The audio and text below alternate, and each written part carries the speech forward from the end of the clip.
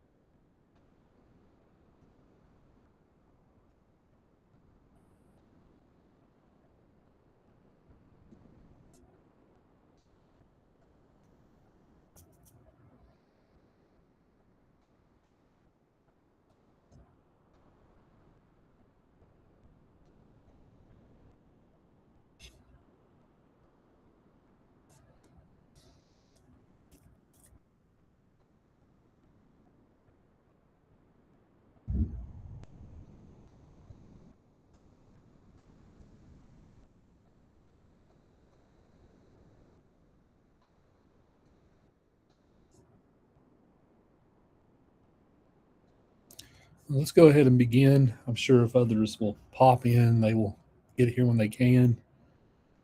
Um, of course, if you're not driving or something, make sure you have your cameras on. That way, I'm not talking to the black hole. Okay. Welcome back, everybody. Today is, of course, our first day where we're actually discussing a reading, which is Book 1 and 6 of Homer's Iliad. I wanted to give you a few snippets of the Iliad before we get to the Odyssey, just because I think in order to fully appreciate the Odyssey, you need to know a little bit about the Iliad. So what we're going to be looking at this week is some of the main narrative sections of the Iliad, where most of the key points of the story happen.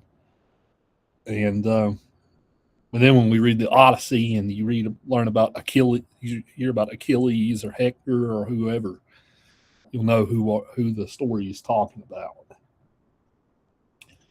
So to kind of kick us off for today, I have a few introductory remarks before we get into the text. First off, I just kind of want to have an open-ended discussion real quick. What do you guys know about ancient Greece, whether it be mythology or general history that you've learned about over time, maybe philosophy that you know? I know, I think a few people, I think maybe one or two people in here might have taken ethics, so you might have learned about it before. Just throw me a bone. Have you read any ancient Greek stuff before? Have you studied the history of it extensively? What's your guys' experience? What am I working with here? What's your experience with ancient Greece?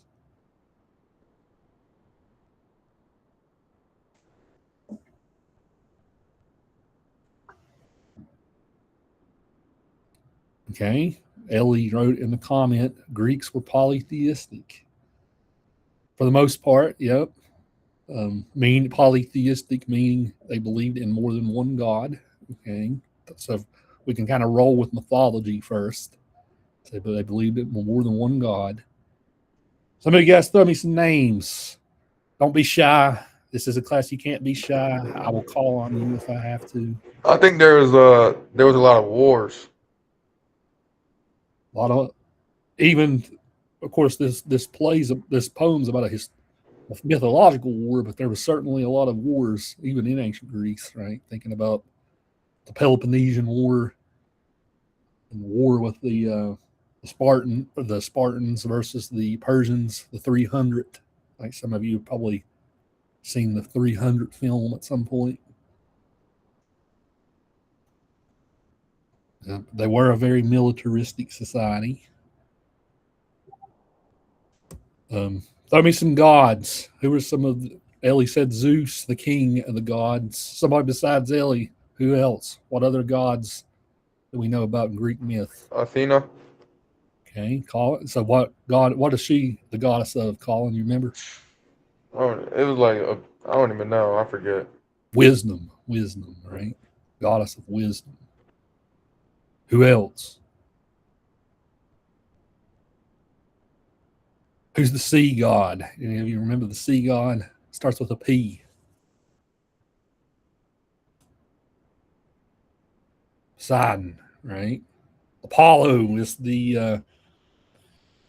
kind of a tricky one to spot because there's technically two sun gods in ancient Greek myth, but I usually associate Apollo with like being the sun god. Hermes is the messenger god.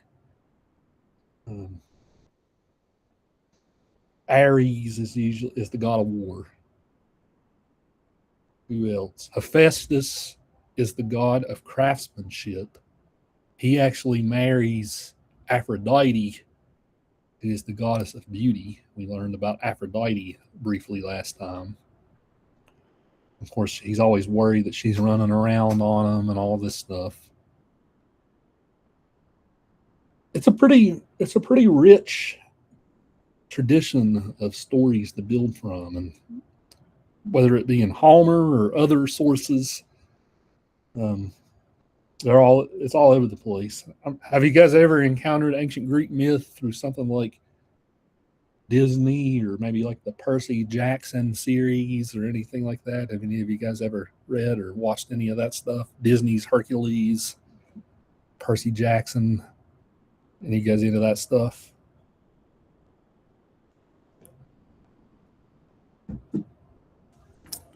I've never seen Percy Jackson, but I know it's popular right now.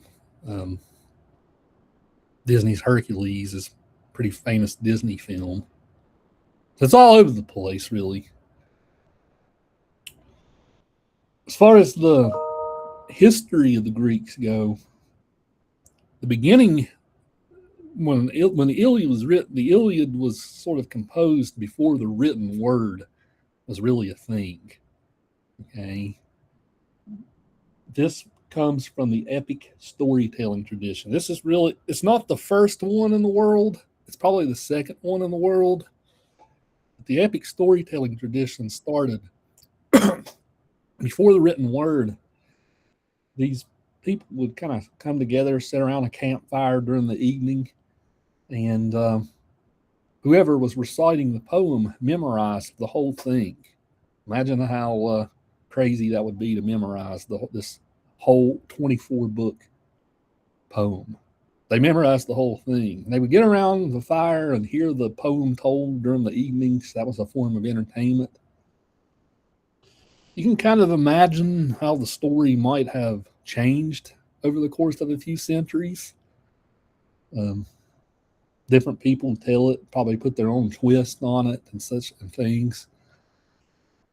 Then, of course, by the time the ancient Greek written language becomes prevalent, eventually it gets written down.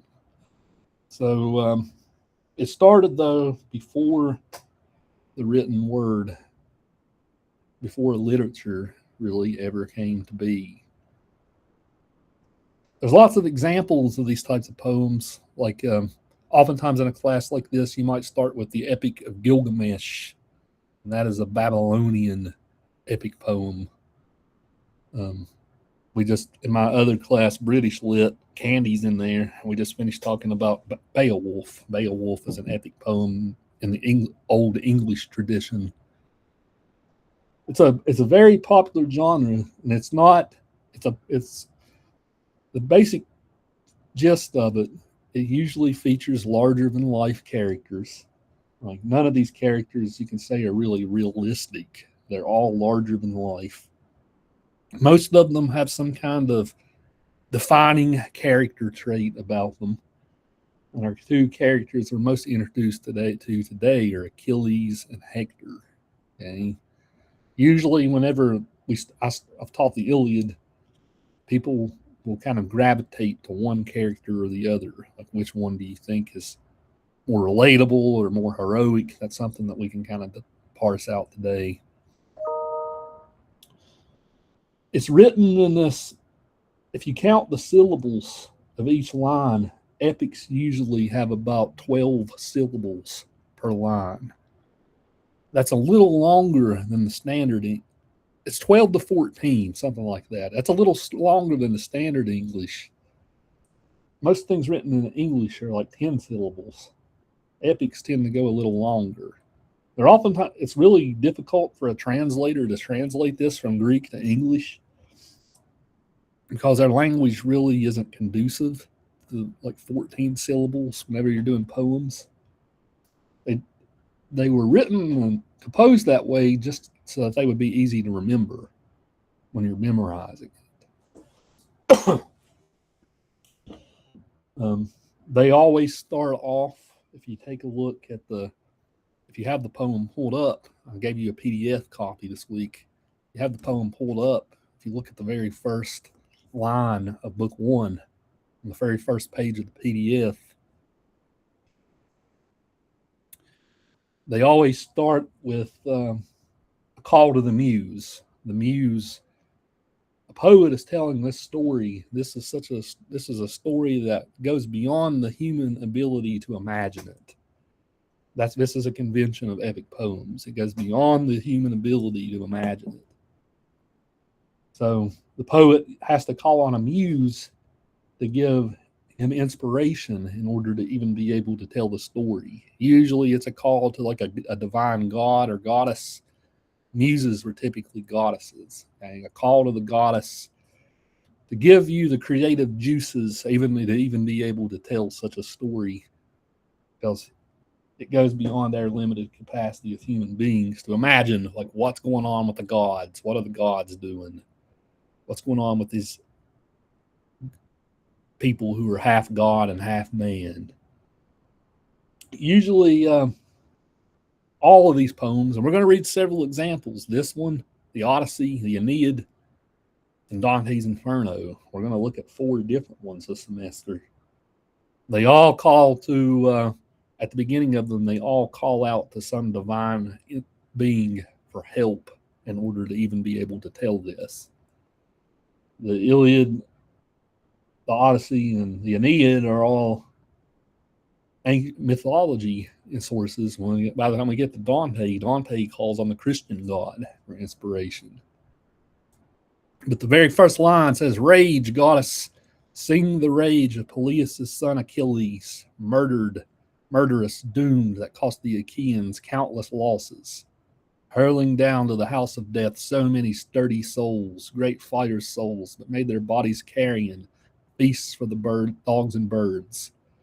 And the will of Zeus was moving towards its end. Began Muse when the two first broke and clashed, Agamemnon, lord of men, and brilliant Achilles." It's like when the poet's saying here, "Sing, Muse, of these great tales, these adventures," that's exactly what the poet's doing. They're calling on divine help, divine inspiration to tell it. And another convention of these, and we might look at one today, another convention of these is the poet will oftentimes divert, like they'll try to describe something. And when they do so, they'll spend like a page describing it, comparing it to something else. This is something, if you don't like digressions, if you're more of a get to the point person, epic poems typically don't do that. They'll divert and go away from the main story just to compare something to something else. Those are called an epic simile. Epic simile. Let me type some of this stuff in the notes here in the comments. So call and muse for divine inspiration epic similes, aggressions, and larger than life characters, defining character traits. And one last thing that oftentimes is a habit of these things, none of them ever really have a beginning, okay? The Greek term for this is medias res. This is a storytelling technique. Medias res means starting in the middle. When this poem kicks off, it's not right at the beginning of the Trojan War when the Greeks are sailing over to Troy to fight for Helen. It doesn't start with what I told you last week. The mythological stars when the goddesses appear to Paris. Which one of us is the most beautiful? He picks Aphrodite. Aphrodite gives him Helen. That starts a war. The Iliad doesn't start with that. It starts right in the middle. The Greeks are right in the middle of this camp. Things are going badly for them as to start the poem. All epics usually start right in the middle of the story to some extent. So that's why I gave you that context at the end of class last time. These are all, as far as the genre itself goes, these are all conventions of it. And all the different poets after Homer would follow these same conventions whenever they wrote. It's a storytelling style that fell out. The 1600s was the last great epic poems. There really hasn't been a great one since then because it's a really hard thing to do.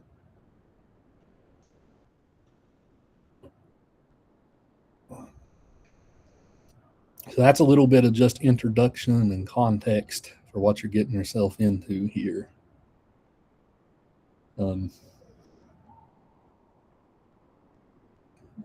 So the story starts again right in the middle, where the Greeks are suffering. There's a pandemic going around with the Greeks. Okay, something is up where the god Apollo is cursing the Greek soldiers. Like, they're over here. Why has Apollo put a curse on them? The thing to note as you keep reading through the story, the gods all take different sides in this conflict. The different gods all have their own motivations, their own desires.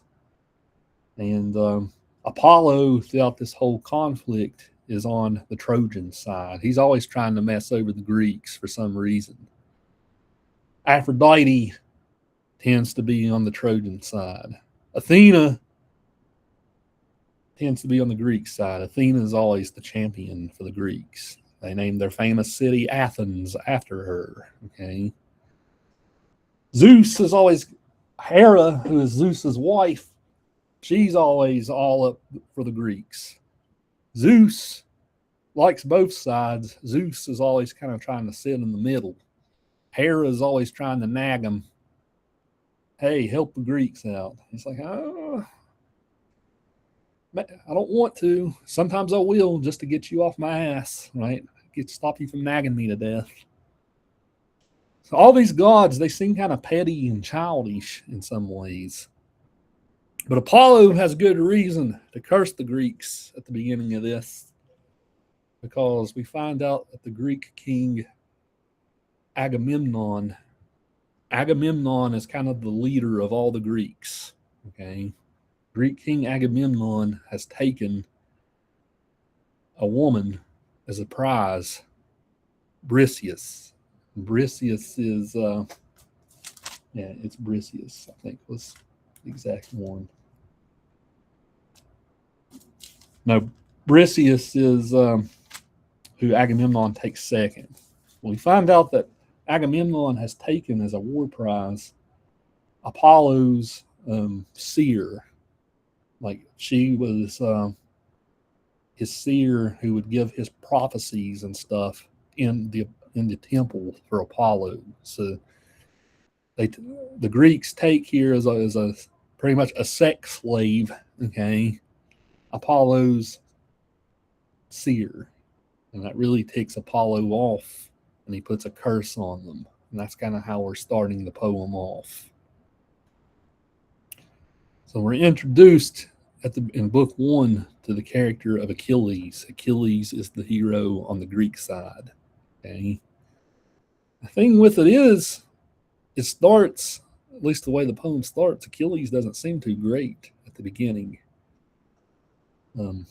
They start arguing about their treasure in this case being women that they take to be their slaves. Okay,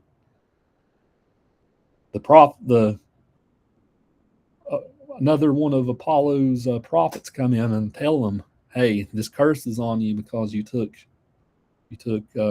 Apollo's seer."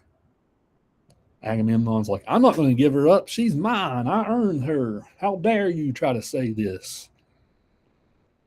Achilles is like, "Bro, everybody's suffering through a plague here. I think you should probably give them up." He's like, "Fine, but you know what? If I have to give my slave up, I'm going to take your slave instead. So I'm not going to go without one. I'm going to take yours because you backtalked me." He does, right? That's how it starts. And Achilles, after this, starts pouting and completely. He's insulted. His honor is insulted by him taking away his prize. So he completely withdraws from the conflict altogether. Achilles in mythology, some of you guys in here might be going into medical stuff. Tell me, what's the myth?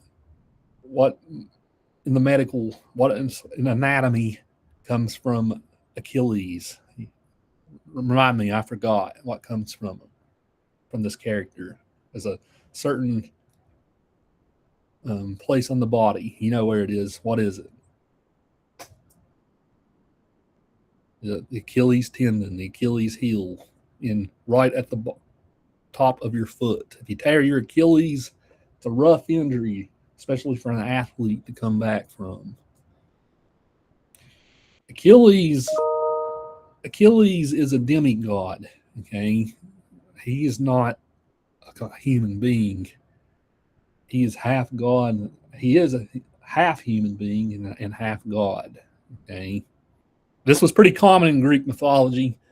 Zeus, especially, would go around. That Zeus had a kink for going around and sleeping with human women and making half god, half humans. But the story goes for him. He when Achilles was a child, his mother, who is Thetis, who is a goddess, grabbed this infant by the foot and dipped them in this water, and this water made his skin impenetrable, where a sword or whatever could never kill him. But when she dipped them foot first into the water, his foot did not get into the water that made his skin impenetrable. So he had one weak spot, which was his foot. Okay. So we have here the ultimate badass. This guy cannot lose. Nobody can kill him until at the end of this whole conflict, Paris decides he's going to shoot him in the foot with an arrow. And when he does that, that's the end of Achilles. Okay. We don't have any of that in this story. That's actually a story from outside the Iliad. So when we're introduced to them, then they're all fighting over these women. Who are they going to take as their prize? He's like, "I'm just going to back off entirely." Well, this guy's such a strong warrior. He's such a badass. If he's going to withdraw from the fight, things probably aren't going to end up well for the Greeks. What's your guys' initial take on this character? Am I kind of painting him in a negative light, you think? Do you think he was justified, especially in kind of withdrawing from this? Here's his prize. He earned this prize. His king's taking it away just to be petty. Um, would you do the same thing if you were in his shoes? What do y'all think? Is he justified in leaving?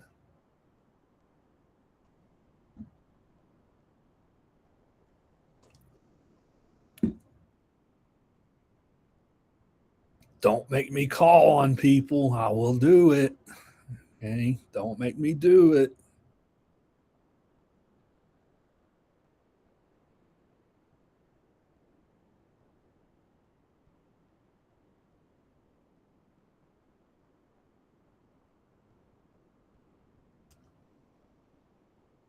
All right, you're forcing my hand. You're forcing my hand.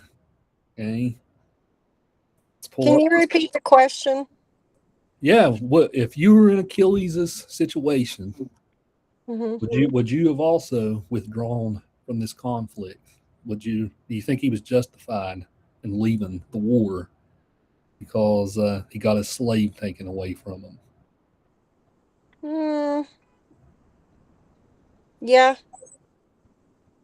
yeah. Well, I Why feel so? like it's justified because that was his slave, and um, because it was took away. Why stay? That was the whole. That was his slave. Yeah, that's the whole It's point. almost like your property's being taken, and someone else is claiming it as your property. Why would you stay on someone else's property? Yeah, I mean it's harsh to think of human beings as property in this case, right? But that's exactly it. Um, you're fighting for spoils. You're not fighting just for the sake of fighting. You're fighting for something to get some treasure, right? Here, the king's being petty. I'm going to take away your treasure. You're the most capable of all the warriors. We wouldn't be here without you, but I'm still going to take away your treasure. It's not really right, is it? So, others of you, would you agree with Achilles? If you kept going, would you lose your honor? Do you think after somebody kind of slapped you in the face like that?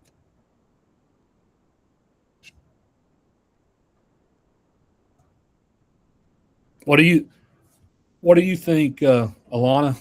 Would you agree with Achilles? Would you withdraw from this? I would withdraw from it because, again, it is his property, and why fight for somebody who took your property away? Right. What about you, Logan? Would you side with Achilles here? Do you think it was cowardly to withdraw? What do you think? I don't know, because I feel like if someone took my property, I'd be mad too. So, yeah. This sometimes happens even today. Imagine the government coming in and saying, "You know what? You no longer own your house. We need to develop this land where your house is. You know what? You no longer own it. We're going to come in and forcibly buy you out." It happens. Um, that would probably tick you off, right? If you spend a lot of time paying on your house, maybe you inherited the house, whatever the case is, that would probably tick you off. It happens today still. It's pretty much what happens to Achilles here.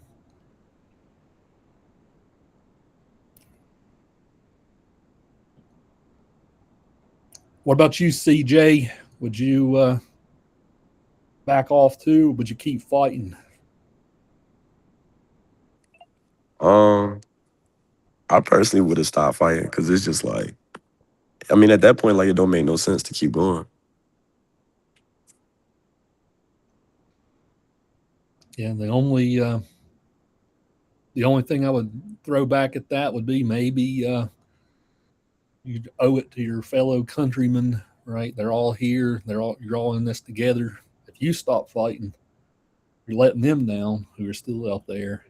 So that would be think about it like it's your teammates or something, right? You're letting your team down. Right. Another thing that I have is, if he kept going, even though they took away his slave, I feel like that would be giving them permission to just continue to do him wrong. Sign of weakness. Yep. I think it's more about respect also.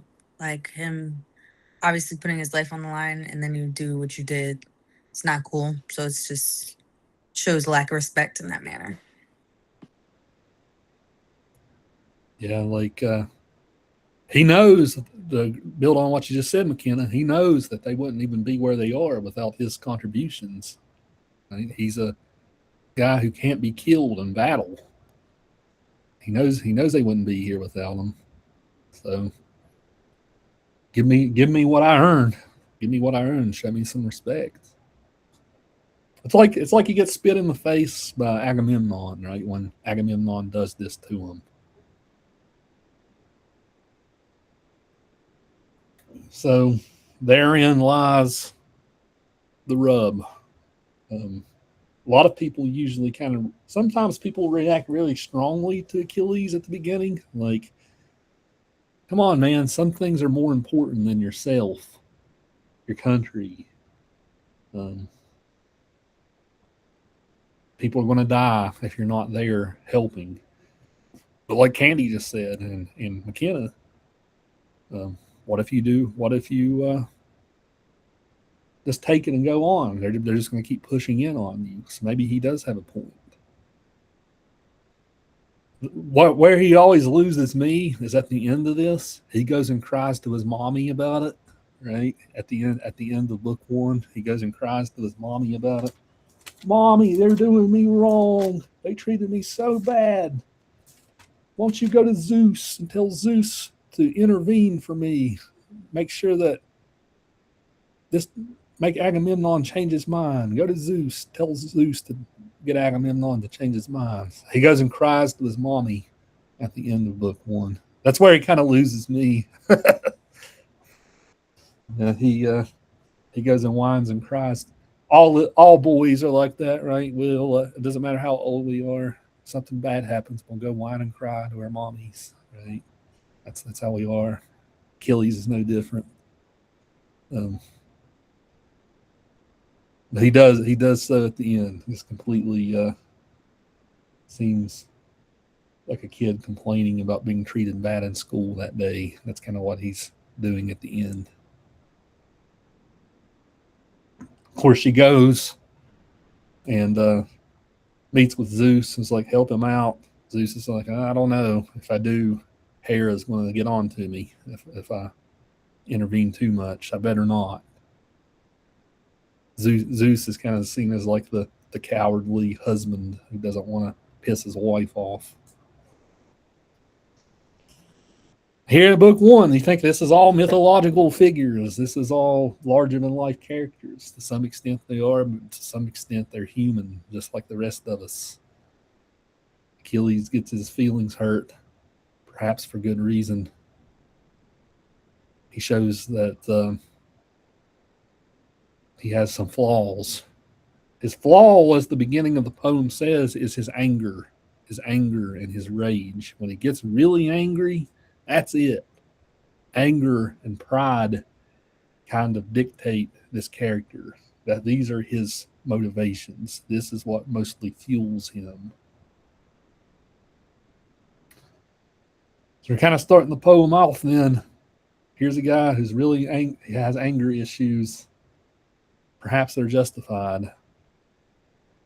Think to yourself, how's this guy considered the hero of the poem then? Well, if you go and look at how especially the Greeks viewed like the question of what is the good life, especially before Socrates and company, what makes the good life? Most of them thought that you truly lived a good life if you succeed at your occupation. The better you are at your occupation, the better off you were as a person who is valuable to society. So I'm a professor. If I was living in ancient Greece, it would be my responsibility to be the best damn professor I can be. That would be how I would justify my life and whether it was well lived or not. If you're a plumber, right, you better be the best plumber around. If you're a medical physician, you better be really good at your craft. They viewed how well of a contributor you were to your society based on how well you were at your job. Okay. Which is a little bit of a different way of thinking than what we think of today as far as that goes. Like we all know whenever we think about, you guys tell me, whenever you think about something like a bad medical doctor, think about a bad medical doctor, a bad experience you might have with a medical doctor. Tell me, what's that like? When you say that doctor's awful, I'm going to give them a bad review on WebMD. Okay, what makes a bad doctor? Tell I me. think someone that doesn't listen to their patient, because a patient knows their body. Mhm. And when someone says, I can't do something, and they just say it's anxiety or something, and it's actually something really serious, and it leads to death, I think that makes you a Mhm. bad doctor. Yeah, just completely not listening to your patient or not taking them seriously or thinking you know better than the patient. That could, bad communication makes a bad doctor. What else? What else makes a bad medical doctor? Just to use as an example.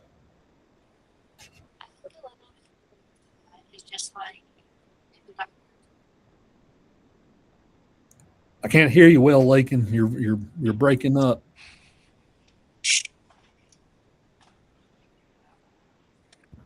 Hello, can you hear me? There you are. There you are. Here. I can hear you Oh, you now. can. Okay. To go off of what Candy said, is just like if a doctor's rude, I wouldn't want to talk to someone who's rude, and definitely would not want to tell someone who's rude what's going on. So then it just gives the patient something like, oh, they're rude, I'm not going to tell them what's going on, and then me as the patient can get worse from that. Yeah, so rude and condescending. Mhm. You're there, reciter Dakota. You want to add anything to this discussion? Um,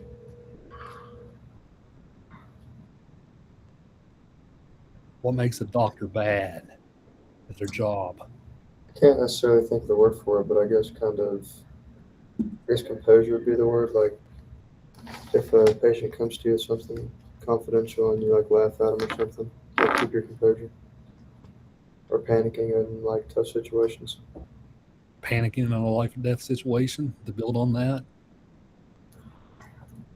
Even, I mean, if you were a surgeon, right, and you had a shaky hand, right, something like that could even kind of qualify as being bad at your craft. What about professors? Maybe some of you who've had me before think I'm the worst offender of all. I don't know, but think about a professor in college. What makes a good one versus what makes a bad one? You guys, let's use this as an example too. What's a bad professor?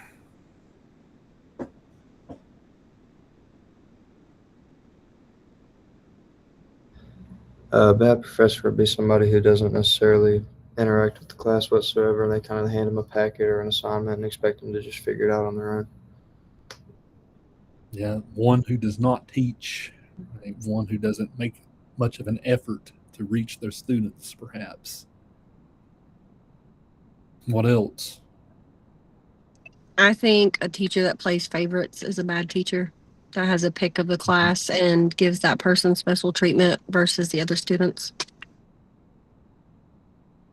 Yeah, have you seen that firsthand in college, Candy? I know that's usually a thing you see in high schools a lot.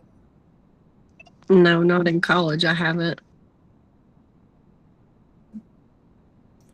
Ellie says only reading off slides, and when someone has a question, they are shocked instead of knowing the material themselves as well. Yeah, the death by PowerPoint teachers, right? Like they have a PowerPoint for every subject they ever have. Some of the PowerPoints probably haven't been updated in 20 years, right? They don't want to go off script. That's not how I roll. I'm the king of chaos. Right? I come in with like 3 sentences written down and I just roll. Okay. But even maybe something like maybe communication again. Maybe your teacher doesn't, maybe you try to reach out for help. They don't help. Maybe they kind of scoff or blow you off or something. Even like what Candy was saying about playing favorites.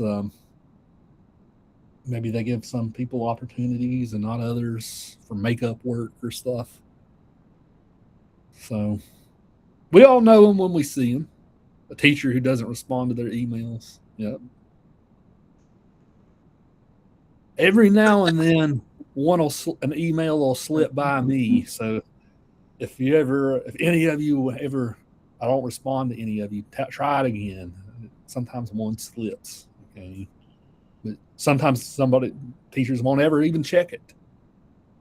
So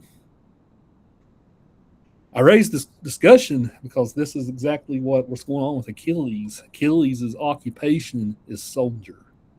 Okay, soldier. He's useful to this society in which he's living because he's the best soldier. Like when he's not around, the army falls apart. He's a general. He's the baddest of the warriors. Nobody can touch this guy. He even has armor that is made from the god Hephaestus. He even has this like awesome set of armor. That is what he does. So even if at the beginning of the poem, even if he seems childish, maybe he has a point for being childish, but even if he seems childish, he's still seen as the protagonist because he's the best soldier the Greeks got. And with that comes respect. And as we said earlier, when people don't respect them, that's when things go wrong.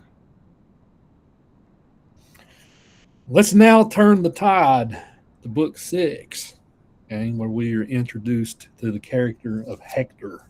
Hector is the hero on the Trojan side. One of the interesting things about this poem, you would think that the poem would take the sides of the Greeks no matter what, but it doesn't. It really kind of shows you the nuances of both sides of this conflict. This isn't like a propaganda piece saying the Greeks are awesome, the Trojans suck. That's not what this is. Just while the poet might lean 51% Greek, 49% Trojan, I think that's a pretty fair statement. The poet goes to great lengths to show the human beings on both sides. And Hector is the hero over here on the Trojan side. We could kind of, whenever it comes to contrasting Hector and Achilles, they're really two different men with two different motivations as far as what drives them. Let me pull up book 6 and we'll look at some passages.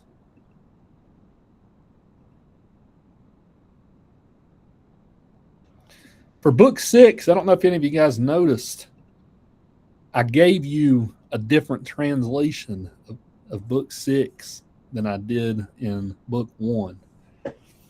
Book 6 is seen as it's the new translation by Emily Wilson. Her translation's supposed to be easier to read. I don't know if any of you guys had any thoughts on which book seemed easier to read and comprehend today. Book 1 was the traditional translation by Figgles. Book 6 is the new trendy translation from Emily Wilson. You got a little taste of both today and just didn't know it. Let me see if I can find the passage that I'm thinking about. Hold on.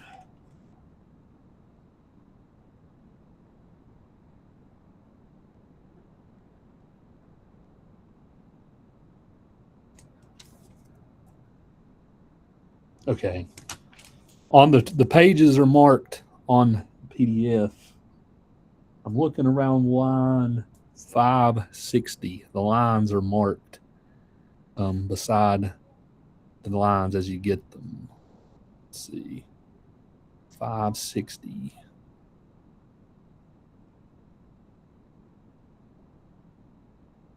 No, in this PDF I've given you, it's 560 in my book. This PDF I've given you, it's, let's see, page 150 of the PDF. That's what I'm looking at, page 150. I'll share my screen. Before we get to this passage, we're introduced to Hector. Okay, Hector is the main hero on the Trojan side. He's the general over the entire Trojan army.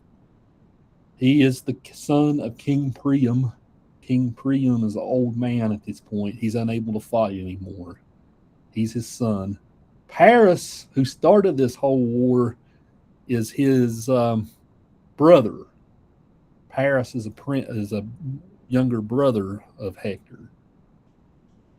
When the poems shortly before where I'm looking at right now, let me see if I can.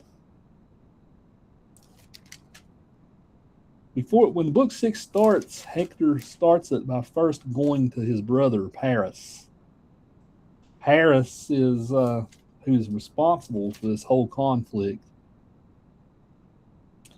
and Paris is not fighting. He's not off getting his hands dirty. He started it, but he is not doing anything to help. When he goes to Paris, he goes and scolds him, right? Like, look, man, do you not have any honor?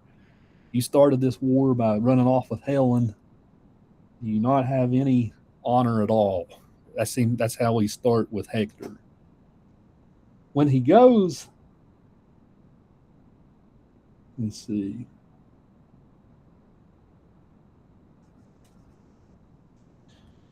When he goes and chides Paris for this,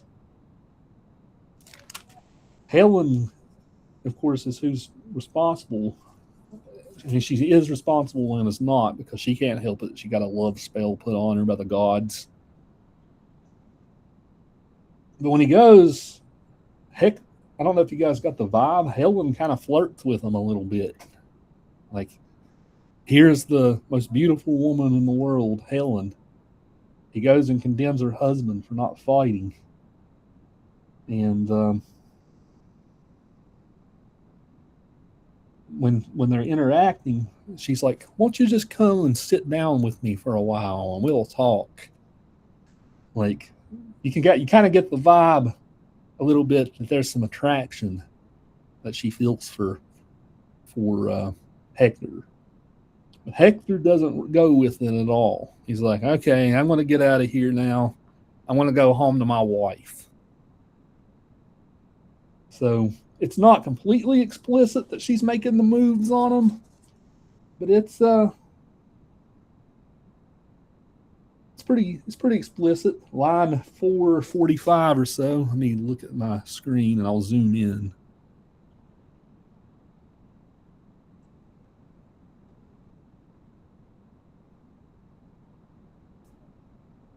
It's a couple pages up.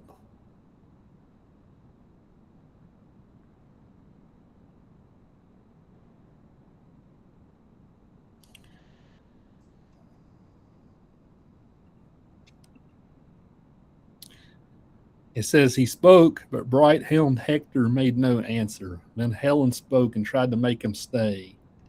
And she goes on this pity party kind of speech. Then at the next page it says, then mighty Hector, the flashing helmet, replied, you must not make me sit down, Helen, despite your love for me. I will not do it. I feel already such a strong desire to go protect the Trojans. In my absence, they miss me terribly. What you should do is rally this man. Let him rouse himself and teach the battlefield before I do, while I'm here inside the town of Troy. I must go see my family at home, my darling wife and little baby son. You see, I do not know if I will ever return to them again. This time the Greeks may crush me under. This time the gods may crush me underneath the hand of Greeks. Here's a guy. He's got the most beautiful woman on planet Earth, kind of giving him some deer eyes. He's not rolling with it. Okay, he's saying, "I'm going to go home to my wife." He talks to his mom first, but then when he gets home, he and his wife have a little debate. I'll go back to sharing the screen in a second so I can see you all as I talk. But he and his wife have a little debate. He's a soldier. He can kind of see where this war is going. He can kind of see it's not going to look good for the Trojans. He's got a feeling, if nothing else, that this isn't going to end well. So his wife, Andromache, is like, okay, look, dude, we have a brand new baby son. He's an infant son. If we lose this war, you're going to get killed. Ancient Greece, we'll see over the course of the few coming weeks, ancient Greece was not a great place to be a woman. Okay. Women had very few rights. Mostly women were just kind of seen as child breeders in ancient Greece. This was a very patriarchal society. Okay. She's like, if these Greeks capture us, what's going to happen to us? You're going to die. I'm probably going to be sold into slavery. Okay. And your son is probably going to get killed. So you need to think about the greater good here. What is the greater good? Is it fighting for your country to the bitter end? Or is it fighting for your family? If it's fighting for your family, then we need to get the hell out of here right now, because this isn't going to end well. It's going to end up with all of us dead. Hector's response is pretty much like, you know what? I cannot do that. I cannot leave my countrymen no matter what. Because if I did, honor and shame would befall my name forever. Even if we got away and we lived a nice life together, that dishonor and shame would always be over me, and I would never be happy for doing so. He pretty much says, you know what? You make a good point. No way, though. No way could I leave this conflict like a coward. If I was a coward and left, I would regret it forever. It would shame and stain my name forever. You can kind of see here the immediate parallels. Achilles leaves the conflict. Hector's wife's pretty much saying this isn't going to end. Your whole family's probably going to die. Let's leave, man. But he puts his. It's kind of like, where do you rank your virtue? Where do you rank what you prioritize? Is it family first? Is it country first? Country first, or then family? Maybe you put God at the top of the list. God, country, family. Where do you rank all these things in your order of priorities? For Hector, he is a patriot. He's a patriot. He fights for his country no matter what may befall him. So that he has the virtue of being a family man too, as we saw with him rejecting Helen. And he also has the virtue of fighting for country, king and country. Now, he's a little different in his motivations. To give you guys the story of what does happen at the end of the Trojan War in the mythology, Hector, you'll find out Hector doesn't meet a good end in the story. But Andromache is right. She is sold into slavery. She becomes Agamemnon's concubine, and his little infant son is thrown off the roof of a building, and his brains are smashed all over the street. So that's how things do end for Hector's family. So she had a point, maybe. But he says, I couldn't live with that dishonor, even if I did live. courage is definitely a virtue. What is courage? Some people would say, like if you were talking about ethics, what makes an action courageous? Let's say you see somebody getting robbed in the street. You see it, you could do something about it. Well, if you see that person has a gun, or if that person looks like a pro wrestler who could probably break your neck or something, right? Would it be courageous to intervene, or would that be foolish to intervene? There's always like a fine line we have to draw. Some might say that Hector is being too rash, right? Throw away everything, even your family, and you know things aren't going to end up well. Nonetheless, he goes in head first. That's just kind of me teasing out the character for you all, what's going on, at least in book 6, with how he's introduced. What do you guys think of this? Is he foolish for not leaving? Should he prioritize his family before his country? Or do you think he was right to prioritize country, even knowing what ended up happening with his family? It's a tough distinction. What's your take on his character thus far?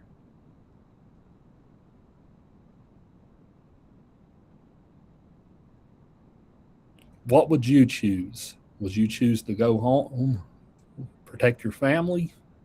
Would you choose to fight, even if you're probably going to die? I think I would choose to protect my family. Okay.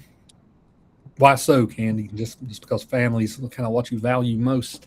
Yeah, it's what you should value. And he made a choice for his wife and his son, even though his wife said, hey, if you do this, we're probably going to die. And he still made that choice for them.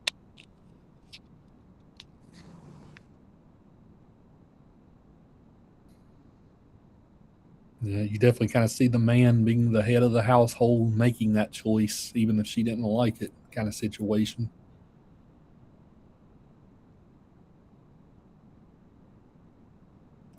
What about some of the rest of you all? Maybe one of you who hasn't chimed in yet.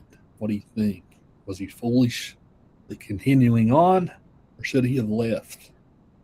I haven't heard from you yet, Lillian. Where are you at, Lillian? Tell her. I agree with what Candy said. Family first over country. Yeah. And that he made the choice for all of them, and she didn't really get to make the choice.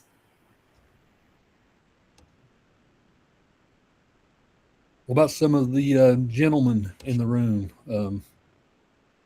Was it Jeremiah? Was it Germ? I remember you told me is it Jeremiah? Is that how you say it? Where are you at?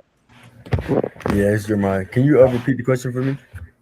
You think Hector was right to keep fighting, even prioritizing nation first over family, or should he have left with his family, even if he would have thought of himself as a coward?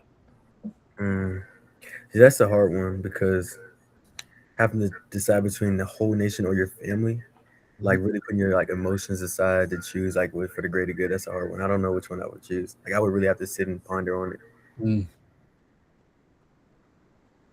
Yeah, even if go ahead. Sorry. I No, you just go. wonder what the nation did for Hector. And does he not feel like being a coward is failing your family? It's not just about the nation, it's also your family. Like why he felt the need the nation was more important. Well, he was a prince, and he had a leadership role as the head of the army. He knew without him the army would collapse and wouldn't have a chance. That's one thing. It's just his going back to what we talked about earlier. What's your occupation? How good are you at your occupation? He is a soldier and a general. And if he fails at his occupation, he fails as a human. That's kind of like how the Greeks saw it. I don't know if that does anything to complicate your thinking there, Candy. No, I would still choose I would just suck at my occupation. Right. Family first.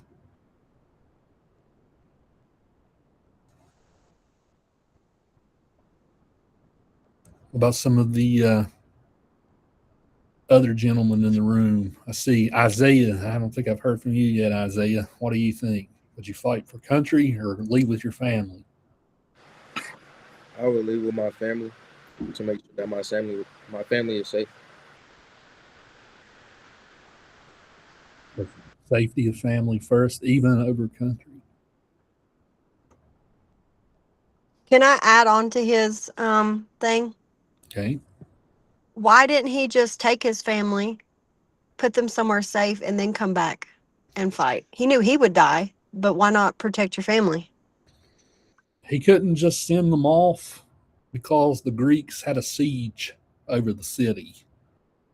And if he sent them off by themselves, it's very likely that somebody might kill them as they were trying to escape. So that's the answer to that, Candy. I kind of have like a opposite way of thinking about this. So he's like a prince, and like looking back on history, usually when like rulers like fight or whatever, and they lose, their families are like gone, taken, usually like killed or whatever. So I think him fighting for his country was a way of protecting his family as well. Right. Yeah. If you don't have a country where your family can kind of nourish and prosper, then what's the point of the family, right? You need one for the family to be, I guess you can say. That's a good point, Logan. Like think about today, like I don't know, use an analogy. What if you were living in North Korea today, right? You had a chance, maybe you had a chance to leave. Would you get your fam? But maybe you felt a duty to stay because that's your country. Would you get them out of there knowing how awful that government is? Would you leave with them, or would you stay and try to make your country a better place? That analogy isn't quite the same as what we're looking at here, but it's kind of close. Arguably, you need a country so the family can prosper. You live under a dictatorship for something else, something like that, your family can't prosper.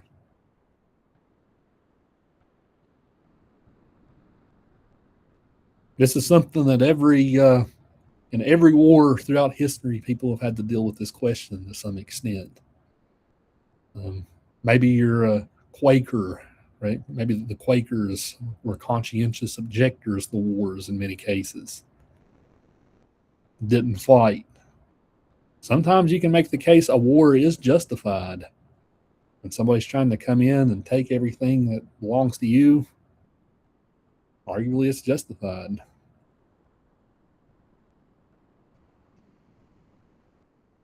It's a little ominous of a theme that's showing up.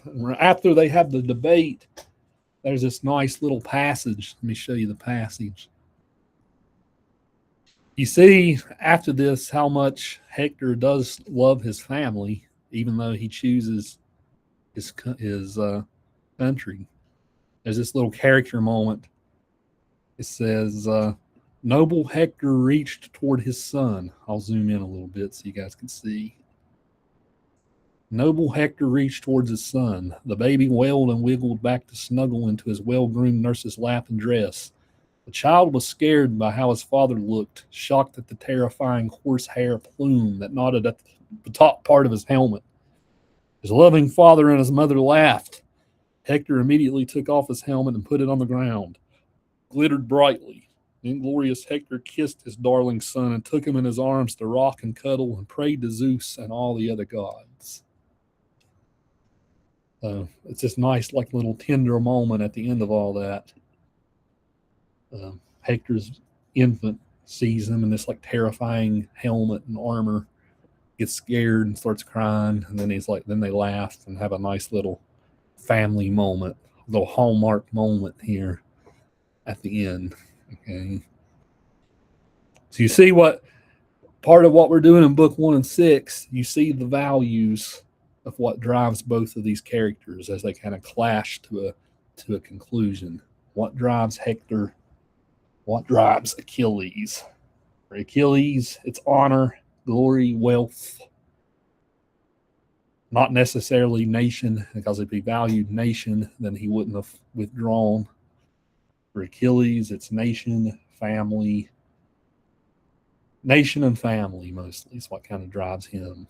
Nation first over family. He's still very dedicated to his family. Otherwise, a lesser man would have probably given in to Helen right there, right? So he seems to be a pretty upstanding guy, at least as far as how we're introduced to him. So what you guys are going to be seeing for next time, you're going to look at 16, 22, and 24. 16, like all the way from 6 to 16, I mean, it's all these different people fighting and different skirmishes and stuff. 16 is when there's a tide. Something awful happens to change the conflict, to turn the tide back to the Greeks. Achilles is going to eventually get involved again. Something's going to happen to get him involved again. 22 is when Hector and Achilles kind of come to a standoff.